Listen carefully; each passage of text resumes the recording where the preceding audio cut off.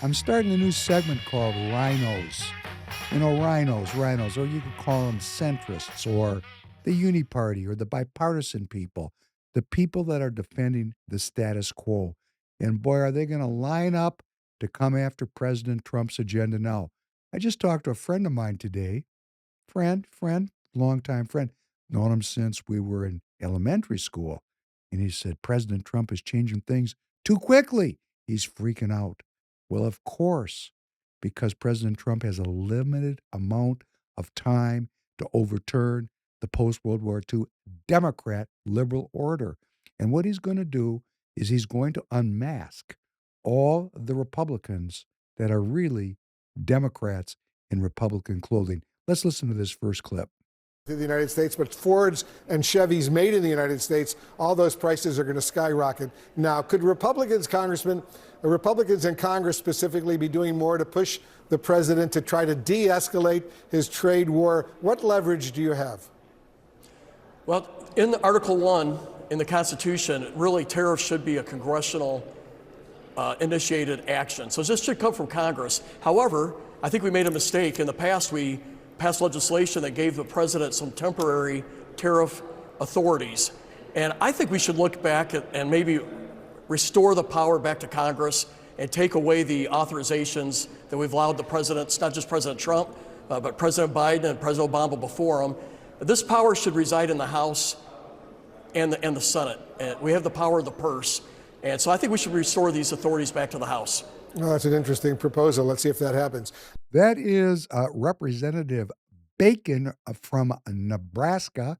Nebraska, much like Minnesota, an ag export state. The last thing Representative Bacon and his constituents want is fair trade. They want free trade because they have agricultural products. So we're not thinking about our neighbors down there in Nebraska, which must have a population of about 2-3 million people. They're not thinking about what's happening to the millions and millions of American citizens who have lost their jobs because of this leaky boat called free trade. And Representative Bacon is bringing up something very true.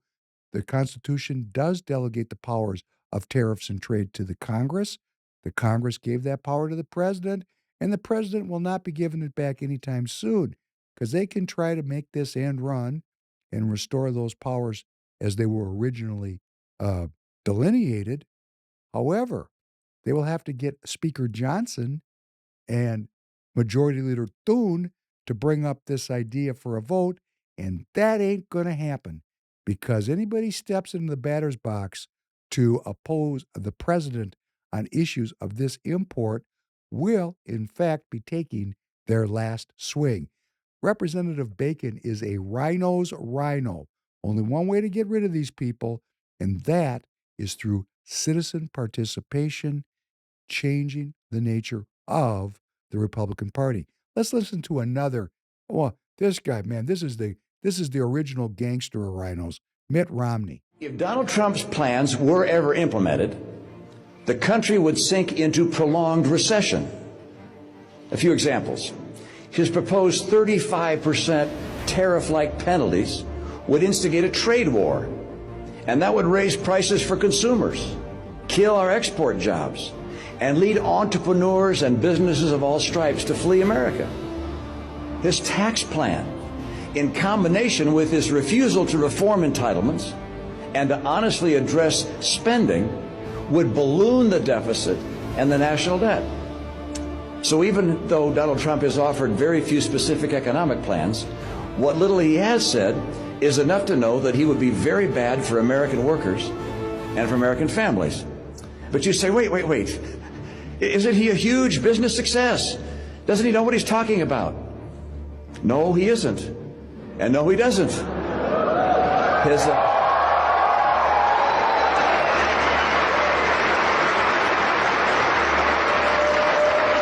Look, his bankruptcies have crushed small businesses and the men and women who work for them. He inherited his business. He didn't create it. And whatever happened to Trump Airlines? Oh, that's good enough. Thank you. That is Mitt Romney resorting to what we call ad hominem attacks. impugning President Trump's business skills.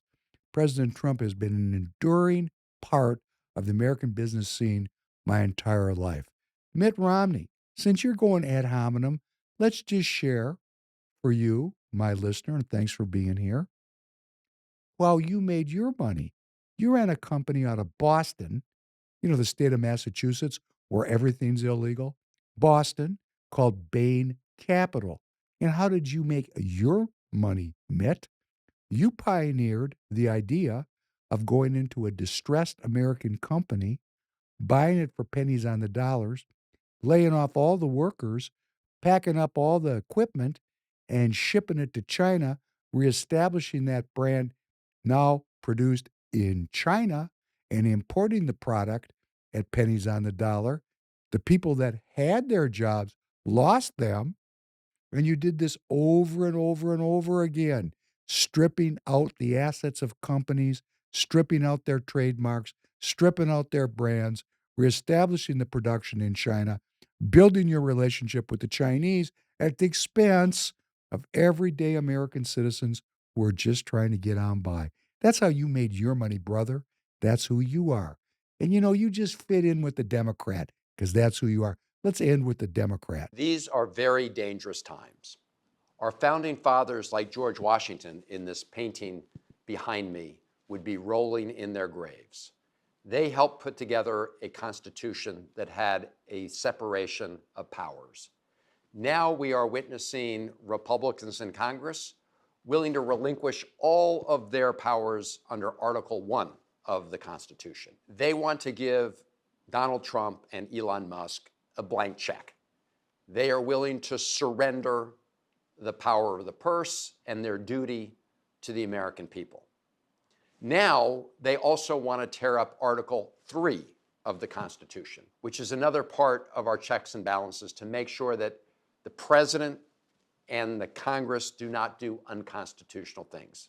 That is for the courts to decide. We have a federal district court judge in Maryland who determined that the Elon Musk effort to dismantle the Agency for International Development violated the Constitution because that federal district court judge determined that Elon Musk did not have the power to unilaterally dismantle AID. And so what is the House Republican response?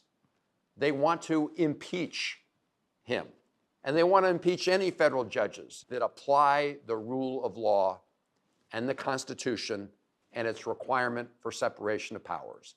And Elon Musk has been cheering them on all the way, as has Donald Trump. Now, that's because Donald Trump has already been clear. He wants to be king. That's And good. when you tear up Lions and tigers and bears, oh my. Lions and tigers and bears, oh my. That's Senator Chris Van Hollen, Democrat leader of the Senate, another alarmist, wants to make his constituents terrified. The use of fear in politics is like the use of butter in cooking. They just go together. I mean, you want to make a nice cake, going to have some butter in it.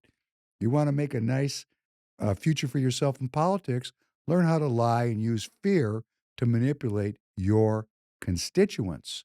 It's the theory of large crowds. People in large crowds, like political constituencies, generally speaking, are not thinking logically, they're thinking emotionally. What could be worse than Donald Trump becoming a king? A king, King Trump. It's just preposterous. Up till this moment, the administration has not violated one single court order. And when President Trump proposes things that are obviously new, like ending birthright citizenship, he's not trying to break the Constitution. He's starting a dialogue. And now we've reached the point where President Trump has pushed forward as hard and as fast as he could, and he's running into resistance from the left and right side of the aisle of the Uni Party and the activist courts and now this thing is going to start slowing down and grinding to a halt. And it's going to be up to we, the people, to push through a change. And what is that change? we're restoring the republic and ending the grip of the New World Order on our people.